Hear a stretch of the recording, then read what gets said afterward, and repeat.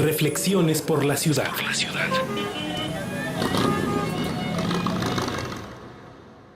La gobernanza. El ejercicio cotidiano del gobierno y la administración es espacio fundamental que reúne a los ciudadanos y a los órganos gubernamentales. Es un eje principal para la definición de políticas públicas y la buena gobernanza. La congruencia en la actuación de la administración pública es muy importante, y junto con ello, la correspondencia entre las normas y las acciones en la gestión pública. Otro aspecto fundamental es la falta de continuidad entre gobiernos y el crecimiento de los cuerpos de la administración pública. ¿Cómo afecta la situación demográfica a la administración pública? ¿La cuestión presupuestal se ha convertido en un filtro para las políticas públicas? ¿Qué hacer para evitar la duplicidad de funciones y desperdicio de recursos entre ámbitos de gobierno? Para discutir sobre estas y otras problemáticas, les invitamos a quedarse con nosotros en Reflexiones por la Ciudad. En la Ciudad de México, desde que se empezaron a elegir democráticamente a sus gobiernos, se tomó como una de las estrategias de gestión, pues justamente el fortalecer a la política social, fortalecer el desarrollo social. Sin embargo, pues toda estrategia tiene que ser pensada en el mediano y largo plazos, y hay algunas de estas medidas o de estos programas que se pusieron en práctica, pero sin tener en cuenta el largo plazo. La Ciudad de México tiene aproximadamente poquito más de 9 millones de habitantes, pero tenemos que considerar que la zona metropolitana tiene más de 21 millones de habitantes. Eso quiere decir que ya en la Ciudad de México vive menos, digamos, ya no vive la mayor parte de la población de la zona metropolitana. Durante varios años el crecimiento de la ciudad se estancó, ahorita se está digamos, otra vez teniendo un ritmo de crecimiento mayor, pero particularmente, y eso es muy importante verlo desde el punto de vista ambiental, en estas zonas de conservación el crecimiento principal de la ciudad, el crecimiento demográfico se está dando en las áreas que se supone que no debería de construirse, en las áreas de conservación, en áreas de valor ambiental y algunas de ellas de riesgo, y esa situación demográfica se explica principalmente porque ahí es donde se da la oferta de suelo para la gente de menores recursos. En la Ciudad de México hay movimientos, aunque el crecimiento demográfico es un poco menor al crecimiento del conjunto del país. Lo que ocurre en la metrópoli es que están ocurriendo cambios importantes que también son procurados por los planificadores. A veces las políticas han sido precisamente densificar ciertas zonas, mantenerlas más estables otras. Tenemos una multiplicidad de planes y programas. Por planes y programas, por instrumentos de planeación, no tenemos problema, tenemos a todos niveles en diferentes temas.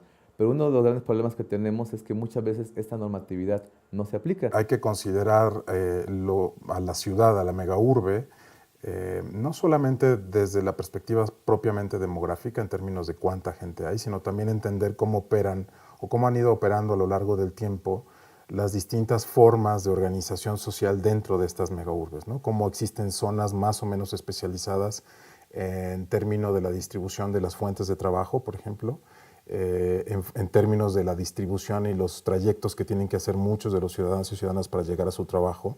La división del trabajo también es muy importante y, por supuesto, las condiciones laborales, ¿no? O sea, en ese sentido, la ciudad evidentemente necesita una perspectiva que pueda garantizar el mejor nivel de vida económico, social, político, cultural para todos sus ciudadanos. Y eso solamente se puede lograr con políticas económicas justas, que atiendan estos crecientes niveles de desigualdad. Política pública, pues es, para decirlo lo más sencillo posible, son las decisiones que se toman sobre qué hacer y qué no hacer en relación con las demandas de los ciudadanos. Y esto, a final de cuentas, se traduce en dinero. Entonces, los presupuestos son el gran instrumento como se expresa la política pública. Podemos encontrar en algún discurso político, en alguna programa partidario, muchos puntos de vista sobre las necesidades de los ciudadanos, pero todo eso queda plasmado siempre en una hoja de presupuesto. Ahí es donde está claramente la política pública.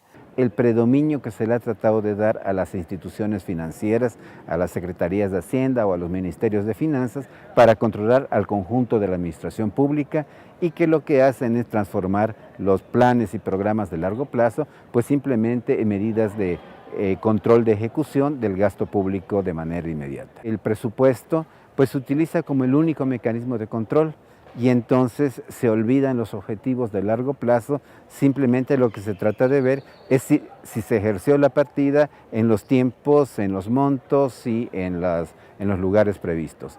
Pero lo que se pierde de vista es para qué se quiere hacer ese gasto, de tal manera que resulta totalmente necesario pues devolverle el lado creativo a la gestión pública, y esto pasa por disminuir el excesivo control de las finanzas. La mayoría de los recursos que la ciudad recibe son recursos federales y hay ciertas contribuciones fiscales que la ciudad no está cobrando de manera suficiente. En la medida que no cobramos impuestos, tenemos la situación que tenemos, no tenemos suficiente infraestructura, nuestras vialidades no funcionan, no tenemos inversión para transporte público, no tenemos inversión para espacios públicos suficientes. La participación no se va a dar haciendo que todos los ciudadanos concurran a las asambleas, tomen la palabra, discutan y ejerzan una presión o enuncien iniciativas. La participación es siempre diferenciada. Los recursos para que se presenten, digamos, los ciudadanos a resolver sus problemas, los recursos, la información estadística, la información sobre los programas, los requerimientos para poder acceder a los programas, tienen que tener unas condiciones que son condiciones que deben ser cada vez más profesionales y más homologables. Hipertrofia de la administración pública. Se refiere, bueno, a que ya tenemos un problema, digamos, de salud de la administración pública, el cual yo creo que tiene que ver mucho con, si hablamos de términos médicos, yo creo que la hipertrofia tiene que ver sobre todo con que tenemos un modelo muy anquilosado. Hablamos no solamente de recursos económicos, hablamos de recursos materiales, de recursos humanos. Si muchas entidades de gobierno no cuentan con los recursos suficientes para llevar a cabo sus labores, si tenemos todo ese panorama, pues podemos hablar de una hipertrofia de la administración pública, a pesar de que maneja muchísimos recursos. Entonces, pues sí creo yo que es importante una mayor coordinación entre los sectores, objetivos más claros de la administración, y también yo creo que el tema también de una mejor recaudación, de mayores recursos, pero también de digamos, una mejor idea de qué se va a hacer con estos recursos. No solamente hay que pensar en términos de los recursos finitos, la energía, el agua, el espacio en sí mismo, sino también la energía vital de todos sus ciudadanos. Es decir, sí es necesario reforzar, mantener y tener como perspectiva, como una perspectiva de horizonte, el bienestar de todos los ciudadanos y ciudadanas en términos de los servicios de salud, en términos de los servicios, por supuesto, de empleo, educación. Con políticas educativas, con políticas de inversión, con políticas de fomento económico. Tenemos que encontrar un espacio en el que todas estas actividades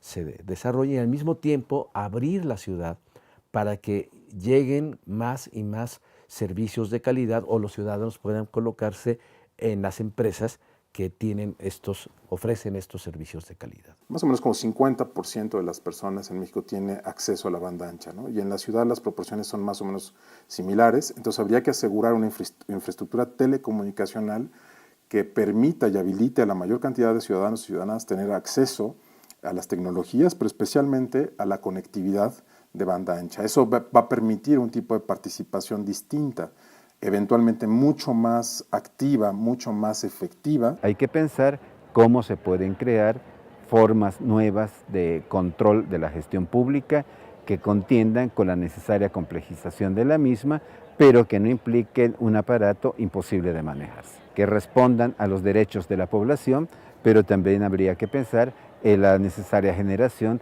de adecuaciones fiscales para que la ciudad pueda cumplir los retos que el futuro próximo le está planteando ya.